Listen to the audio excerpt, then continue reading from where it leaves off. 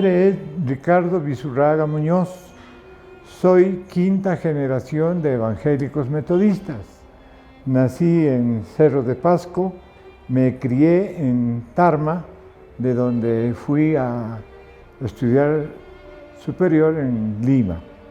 Mi conversión data de la edad que tenía más o menos 12 años en la ciudad de Tarma con el pastor Ismael Fernández, quien había llegado del Seminario Metodista de la Argentina, muy buen pastor, del cual tengo muy gratos recuerdos, muy amigable, y asistíamos como adolescentes y niños a la iglesia de Tarma. Allí en la invitación que por esa época hacía, yo acepté al Señor como mi Salvador personal, y desde esa vez yo he continuado en la iglesia metodista hasta el día de hoy. Siempre he estado en la iglesia. Sin duda ha sido el bautismo en el Espíritu Santo que promovió el pastor David Figueroa en la época en que le tocó estar como presbítero en la iglesia metodista de Huancayo.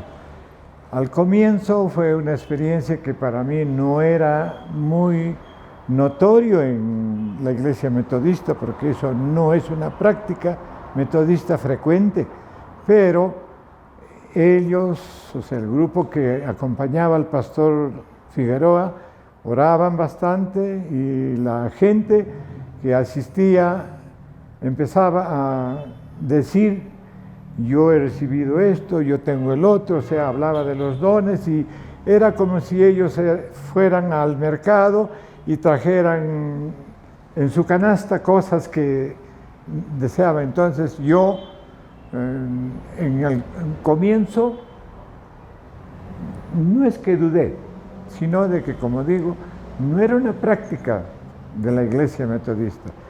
Y me llamó la atención, y en mi interior también traté de buscar lo mismo y concerté con el pastor Figueroa hacer una oración, porque todos iban por esa oración, y que el Espíritu Santo hablaba a través de su esposa o su cuñado. Entonces concertamos una cita un viernes, mi familia estaba en Lima y yo estaba solo acá en Huancayo, así que llegamos a la hora del día viernes y empezaron a orar. Yo estaba en el altar del templo metodista y para mí fue muy sorprendente escuchar al pastor, su esposa y a David Arbe hablar en lenguas diferentes que yo nunca había escuchado en la iglesia metodista. Y dentro de lo que decía, porque hablaba en lenguas y después interpretaba, en el momento en que el Espíritu de Dios hablaba al pastor, le decía: acércate a mi persona, acércate, ponle las manos. Y él, Dios conocía cómo era yo, o sea, no era duda, sino era incredulidad, diría yo. Entonces, acércate, y puso sus manos sobre mi hombro, y en ese momento él empezó a hablar acerca de cosas que yo le había preguntado en la noche anterior, había escrito en un papel. Le decía: Señor, perdóname de esto, de estas cosas. Además le pregunté: ¿qué pasa con esto, mis hijos, y qué va a ser de mí en el futuro? Entonces, el Señor, entiendo que es el Espíritu Santo, dijo: bueno, yo conozco a mi hijo, entonces recibe tú por fe. Y así fue. Desde esa vez, para mí fue un cambio muy, muy trascendente en mi vida espiritual. Entonces, que acentuó más mi creencia. Para esto, yo he llegado ya a Huancayo el año 72 y era un miembro de la iglesia local activo, con cargos en casi todos los puestos que la iglesia metodista ha establecido presidente, secretario de programas, tesorero y de todo. De igual manera estuve trabajando en el distrito y también en el Colegio Andino, porque el Colegio Andino toma miembros de la iglesia para su directorio. Entonces, allí también tuve la oportunidad de conocer y practicar y aprender, sobre todo de lo que fue la dirección que tuve del hermano Severo Centeno. Me dijo: Ricardo, tú tienes que evaluar dónde estás actuando. Cuando estás en el colegio, debes actuar como miembro del colegio. Cuando estás en la iglesia, como miembro de la iglesia. Cuando estás en el distrito, como miembro del distrito. En mi mente, probablemente yo confundía todo y pensaba que todo era igual, pero con esa recomendación del hermano Severo, yo traté de hacer lo mejor posible y me fue muy bien. Entonces yo puedo dar testimonio de todos estos acontecimientos muy bien. Al comienzo, como digo, solamente era un seguidor rutinario, por decir así, de la iglesia. Pero después de ese bautismo, esa conversión espiritual, la cosa fue muy diferente, porque yo consultaba con el Señor y recibía respuestas, porque mi esposa también recibió el Espíritu Santo en la época en que su padre estaba enfermo. Entonces, y a través de ella yo podía recibir respuestas directas de Dios. Por ejemplo, puedo decir concretamente, cuando asistía a una Asamblea Nacional en Lima, yo le preguntaba al Señor: ¿debo asistir? Y el Señor contestaba: si tú deseas, anda, pero entiende que la Iglesia Metodista no está en mis caminos. Tú vas a sufrir vejaciones, burlas de ellos, pero si deseas, anda. Entonces, confiando en eso, yo fui, y verdaderamente fue así. La Asamblea Nacional no tomó en cuenta algunas de las propuestas que yo he enviado. Por ejemplo, ahora ya me encuentro más que de la tercera edad, yo ya estoy en la última edad probablemente.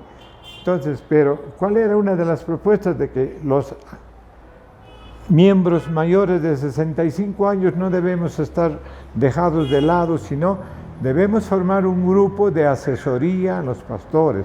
Ahora nos hubiera servido bastante, porque cada cambio de pastor es una forma de empezar de nuevo con el pastor.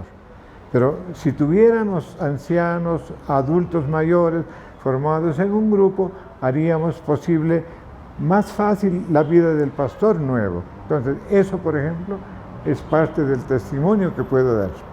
Lamentablemente nos ha tocado vivir una pandemia, o sea, una epidemia generalizada, y lo estamos viendo a nivel mundial. Todo país, grande y chico, de alguna manera se está perjudicando. Particularmente el Perú ha quebrado su economía, y el resultado es de que la población ha aumentado, ha incrementado su pobreza. ¿Por qué? Porque la mayoría de los peruanos que trabajan son informales. La mayoría de los peruanos no pagan impuestos, pero sí quieren recibir, como ahora todos están peleando por tener la vacuna, pero ¿has pagado impuestos? ¿Has cumplido con tus deberes como ciudadano? Entonces, esa es la situación que vive el país actualmente, y yo creo que la pandemia nos está desnudando de qué clase de peruanos somos, y en particular la Iglesia nos ha sorprendido tanto de que de la noche a la mañana no hay cultos, aun cuando nosotros podemos tener cultos. El Colegio Andino, que es parte de la iglesia, es un auditorio de 700 personas que muy bien pueden tener 100 miembros en un mismo grupo, y cuidando o respetando todas las normas que el Estado dispone, podemos reunirnos, pero no es voluntad del pastor local. no es voluntad del superintendente del distrito, es voluntad probablemente de la jerarquía metodista que está en Lima, porque ya se han dado las autorizaciones para las reuniones de los cultos. ¿Y qué estamos esperando? Entonces, eso es lo que estoy reclamando, porque yo voy el domingo a la iglesia porque quiero cantar al Señor con mis hermanos. Quiero escuchar la palabra de la boca del pastor o de la persona encargada. Y eso no debe terminar, eso no debe quebrarse. Ahora, el tiempo, el Señor sabe por qué está permitiendo esta pandemia. El tiempo nos está dando la indicación de que cada miembro metodista debe ser una persona que comparta el Evangelio, no solamente con su entorno, sus familiares, sino con aquellos que están alrededor nuestro. Yo he tenido la oportunidad con las personas que nos relacionamos, con la gente a la que vamos a comprar al mercado, con la gente que es vecindario nuestro. ¿A cuántos se ha evangelizado? Acá en el parque hay gente que está rezándole a una imagen detrás de una ventana, le pone flores, todo. A veces me espero para decirle, si ya terminó de hacer su oración o lo que fuera, le digo, me alegra que usted se acerque a Dios, que es importante para la vida de las personas, pero lo que usted está haciendo no es lo correcto. Algunos aceptan, otros no, pero ese es el tema. Ustedes se acuerdan de que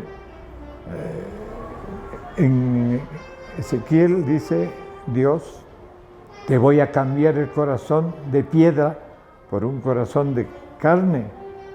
Cuando Jesús se encontró con la samaritana, le dijo, la samaritana le preguntaba, ustedes los judíos dicen que se adora en Jerusalén, nuestros padres nos dicen que se adora en Monte Gerizim. ¿Qué le dice Jesús? Jesús le dice, ni en Jerusalén ni en el monte, sino está dentro de ti. Si Dios está dentro de nosotros, no tenemos por qué estar frente a un edificio. Entonces, eso es lo que hay que conversar con todas las personas en este tiempo. Relacionado a lo último que dije, el mensaje que en este tiempo he estado compartiendo está en el libro de Hechos, en el capítulo 17, cuando Pablo está en Atenas. Y realmente les invitaría a leer todo el párrafo que empieza en el 16 y termina en el 34. Pero mayormente yo tomo a partir del verso 24, dice, y el Dios que hizo el mundo y todas las cosas que en él hay, siendo Señor del cielo y de la tierra, no habita en templos hechos por manos humanas, respecto a lo que dije anteriormente. Paso al 29, dice, siendo pues linaje de Dios, no debemos pensar que la divinidad sea semejante a oro, a plata o piedra, escultura de arte y de imaginación de hombres. Pero Dios, habiendo pasado por alto los tiempos de esta ignorancia, ahora manda a todos los hombres en todo lugar que se arrepientan. Queridos hermanos, Dios está bajo control de todo. Esta pandemia o esta epidemia no viene porque dice la naturaleza, como dice la mayor parte de la gente, porque Dios lo está permitiendo, porque Jesús lo anticipó en Mateo 24. Entonces, ¿para qué? Cuando yo era niño, hago un paréntesis, en la palabra de Dios encontramos en Apocalipsis capítulo 1, 7 creo dice, y todo ojo lo verá.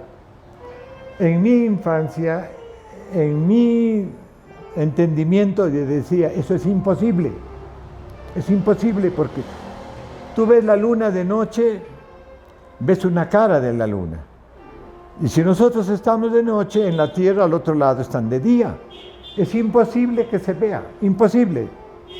Decía, bueno, yo no sé cómo Dios puede poner esto acá. Es imposible dentro de mí. ¿Ustedes se acuerdan cuando volaron las torres de Nueva York un 11 de septiembre?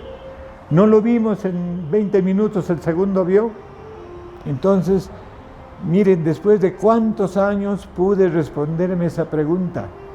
¿Qué está pasando ahora? Todo el mundo, todos los escolares tienen que estar con una tablet, con una computadora, con lo que fuera, pero están todo el día. A cualquier hora que venga el Señor lo van a ver.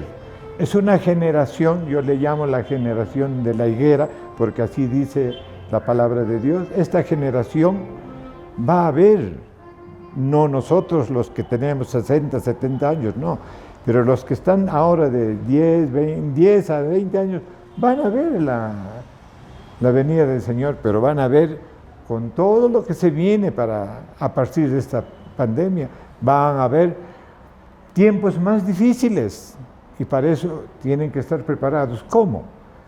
Tienen que escudriñar la palabra de Dios y entender lo que está escrito acá. Entonces, debemos volver a la palabra, está pidiendo que se arrepienten, de que cambiemos de vida, cambiemos de manera de pensar y pensemos realmente qué va a ser de nuestro futuro.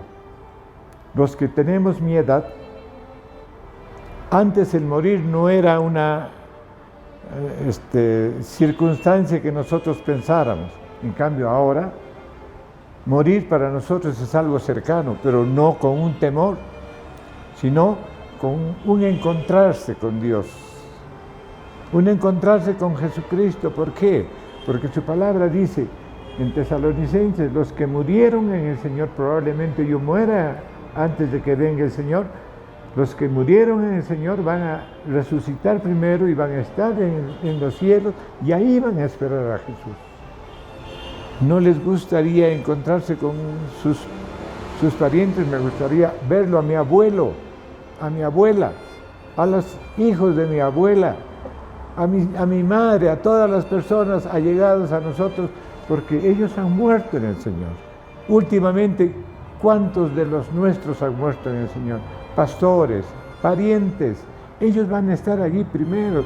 Imagínense verlo nuevamente al hermano Emiliano Rosario del Cerro de Pasco, a nuestros pastores que han muerto en este tiempo, a Hugo Barreto, a Nathan Espinosa, al hermano Arboleda, al hermano de ese tipo, no recuerdo su nombre,